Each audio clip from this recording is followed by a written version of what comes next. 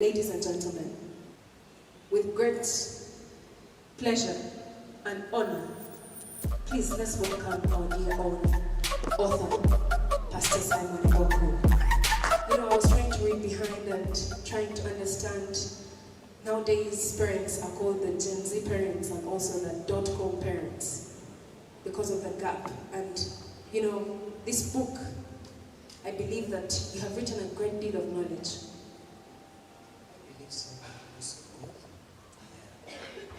And also based on your experience as a parent, there's a lot that you have seen in your field of teenagers, as a teacher in a grade school as well, as also a Bible teacher. There are a lot of things that have come your way and you've realized that there is that gap. So someone is sitting here and wondering, what was the inspiration behind this book as you wrote it in the middle of the night, the extra nights, the wee hours, changing the drama, helping to understand the reader, the context of this book tonight? You can share with us. Thank you, Angel. One, I want to welcome all of you for this book launch. It has been a long-awaited one. And seeing you all here makes me glad. A big hand clap. Well, to the question about what inspired me to write, I would say there are basically two things. Number one, my interaction with the parents and the students for 14 years as a teacher. I started teaching in 2011. Wow. And by that time, I was able to interact, up to now, to interact with the students, see the challenges that they do face, and also interact with the teachers, I mean the parents. Now, looking at, as a teacher, you can actually know that parenting has been done thoughtfully or carefully when you look at a child. The way the child socializes with others, the way the child is organized, the way the child does his or her things, you can be able to know that this child is being raised well. Yes. And many times I have interacted as well with the parents, and you know, they come to you to tell someone, I don't know what to do with this boy. I don't know what to do with this girl. Yes. They don't want to listen to me. They don't want to do stuff. I don't know what to do.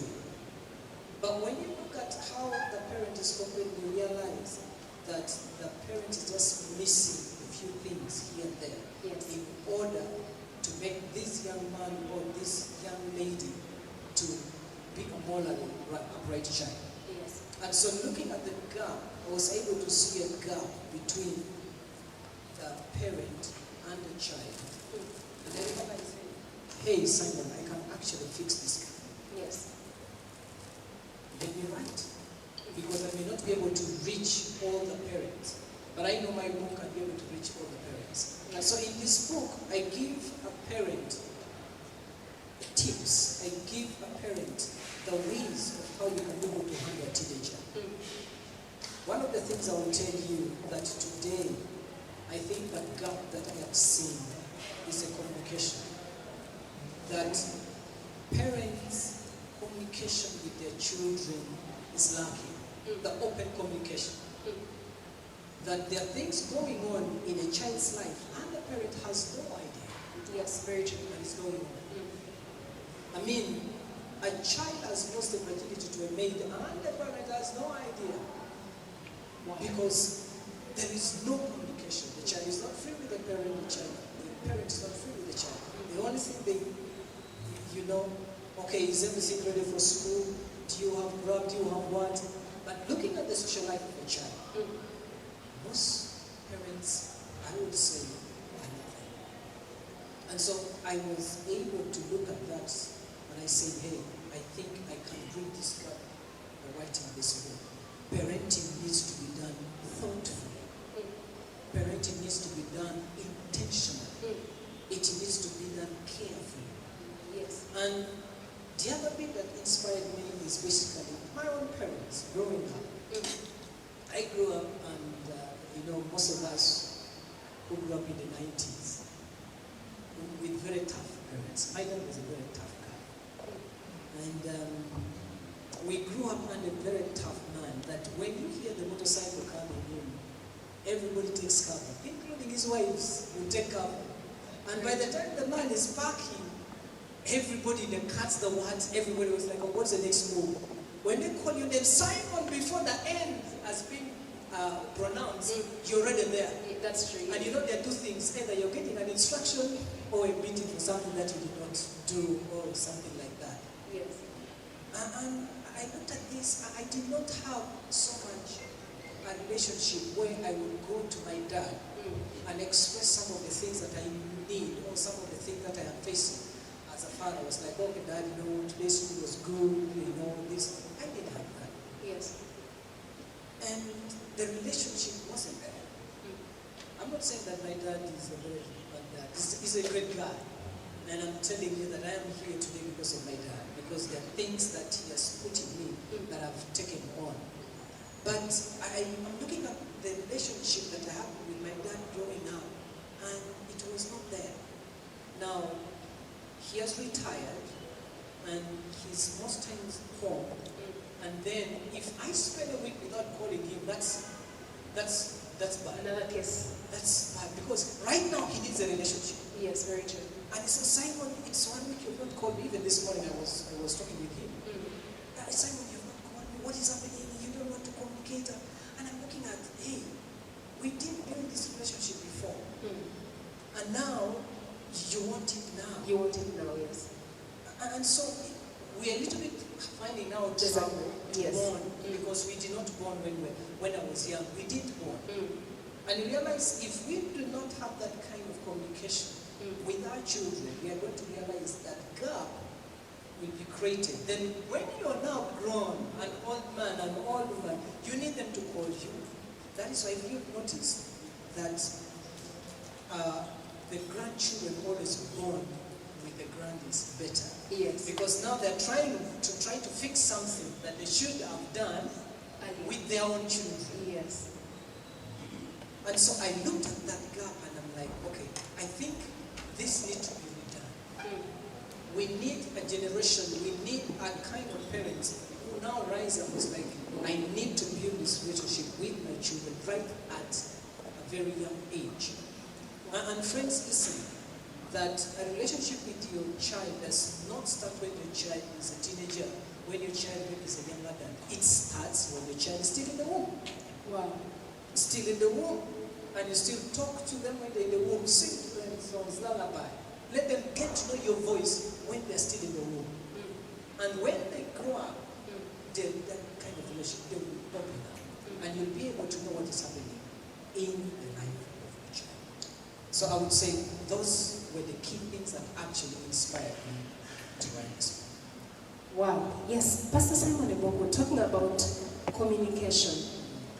We are seeing a trend that in the older times, a child would get a phone or a gadget, maybe when they're done with school or when they're joining campus. But right now we are seeing a trend whereby even right maybe in grade 6 or primary 7, a parent will give a child maybe these gadgets. And now we are also seeing some devices, of course, coming in, probably being exposed to pornography, let's say, watching till late, not doing their classwork.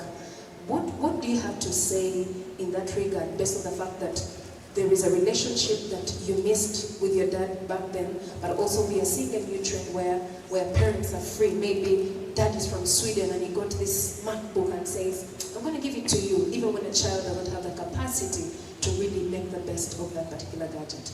I think again now we are trying to look at the technology in parenting. Yes. Which I'm saying that in the book, this book that we are launching today, I'm saying that technology, the AI, brings in both opportunities but also challenges. Yes. Giving a child a gadget is not bad, and I'm telling you, things have changed. If you're still the kind of parent who say, I'm not going to buy for you this, I'm not going to give you a gadget, you're behind now. Very true. Because we're in a time where, okay, you don't give your child the phone.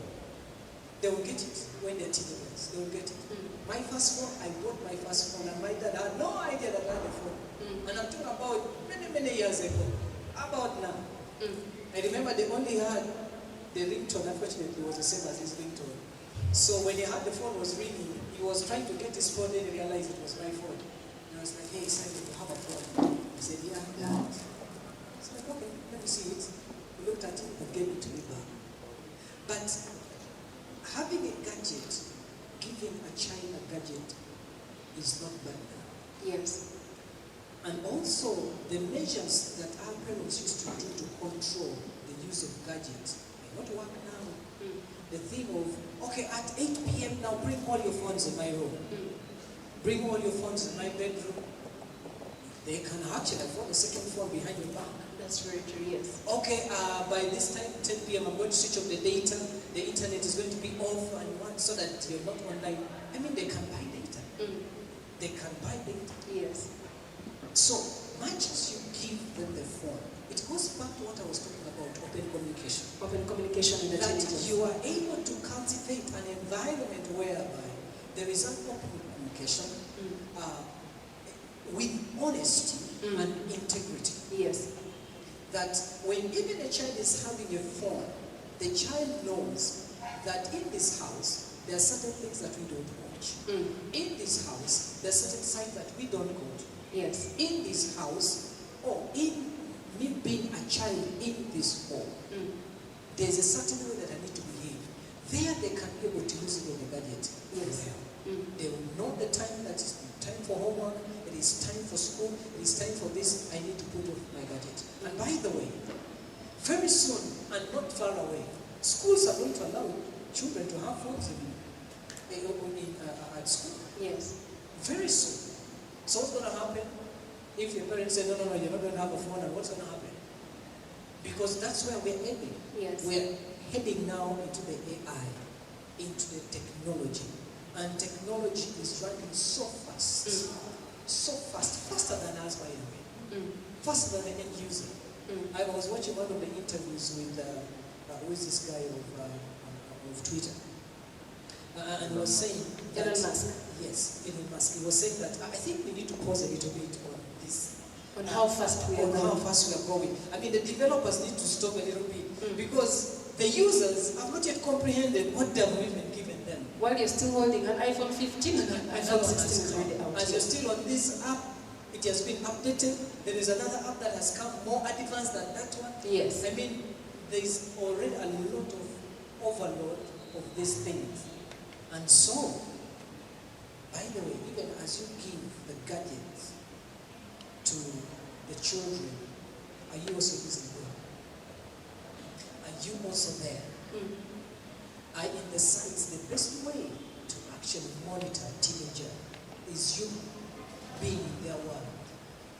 Understanding their mind. Understanding their world, understand their mind. You can be able to actually know what they think. Do you know that if you are on WhatsApp, okay, say Twitter, okay, say Snapchat, most of their things are Snapchat, TikTok, and you're on TikTok, your teenager will be very careful to post things there because they know that is on TikTok. That is following. TikTok, yes. Yes. They are following. So they'll be careful on what they'll bring there. Wow. But if you say, things, I'm not for them things, they are going to do stuff and you'll not be able to know what's going on. Wow, thank you so much. Thank you so much, our dear author, ladies and gentlemen. We are still right on it tonight as we have the Parenting Thoughtfully, the book launch. Thank you for honoring the invitation.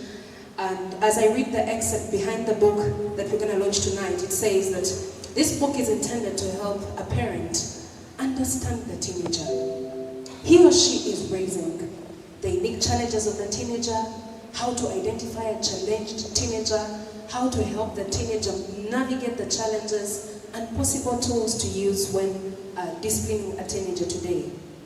And the gist of it is parenting is the most difficult thing to do in a generation where technology is growing at a terrific speed, even beyond the comprehension of the end user. Times have changed, and are changing so fast. Raising a morally upright teenager in the age of artificial intelligence presents unique challenges and opportunities. As a parent, you need to come to the awareness that the digital landscape and increased exposure to technology require parents to adapt their parenting strategies. Just as we agree at whole point that the open communication we talked about, that when the parent puts themselves in the mind of this child, they will be able to tame or navigate or nurture them in the most rightful way, even as technology is transitioning in different phases. So just that gist of it, that a parent needs to put themselves in the mind of a teenager. But I also warn you, parents, when you try to venture into the world of a teenager, it's a very complex world. That if you don't go there thoughtfully, you can easily be absorbed into it and become a victim. Because there are parents who have gone into it, and before you know it, all their life, their own gadgets and their TikTok, and they even forget why they went there. Yes. In the first place. Yes. These teenagers, where they are is very dangerous even to them. Because most teenagers, when they go into these sites, there is what you call cyberbullying. They have experienced cyberbullying so many times. Kids have committed suicide because they've been bullied on sites. Very true. So many times, if you see these, the games now that we have, that kids play, children play games, and some of these games are so advanced, the use of AI and artificial intelligence has come into games, that the levels is basically to control a child. When you go to level 1, very simple, and no age level that you enter in this information that you need to know. Yes, very true. And again, I want to say this to a parent, that when you get your child interested in technology, you need to investigate the technology. You need to investigate the sites. You need to know information. You be informed. Because when you get into these sites, I mean, all of us, when we're signing into this app, they require personal information, right? Yes. Your date of birth, your passport number, they ask you this information. Yes. But you need to tell a child that when a site, when an app now requires you to put in maybe your mannerism, your behavior pattern, now there, it's becoming a danger. Very true. Because now, at that moment, the site or the app or the AI is after controlling the child. And most cases, this goes into games. It goes into basically games. That the level you go in, you have to enter in more information. And as you enter more information, the technology is reading you and reading your mind and reading how you think. In that, the next level, when they tell you, okay, now you go look for somebody and stab them, they will not stop. They will actually do it. Okay, commit suicide. The next challenge is commit suicide. And they will do it. Yes. So the open communication that you need to cultivate, you need also to have information about the technology, so that when you are educating your child, when you're telling your child about these things, you have information. Wow. But also I would say that some of us as parents, we are highly blessed. We get ourselves into some of these forums, into some of these debates. Your first priority is, when the debate comes in, be able to protect the children. Be able to debate things that can be able to regulate technology and AI. Yes. Because God has put you to a place of influence so that you can be able to influence. Because some of the things are being passed on by leaders, are being passed on by influenced people. And yet us, who are end users, we have no say in them. Very true. And so as a parent, you find yourself in a place where you can actually have a say. You need to be able to protect the generation that is to come. Wow. Wow. Ladies and gentlemen, that is our dear author, Pastor Simon Eboko, as he shares his insight on writing the book. Let's applaud him. Thank you so much. It's been amazing to have you. We have a panel discussion coming up, and get more than expectant. Let's give him another applaud.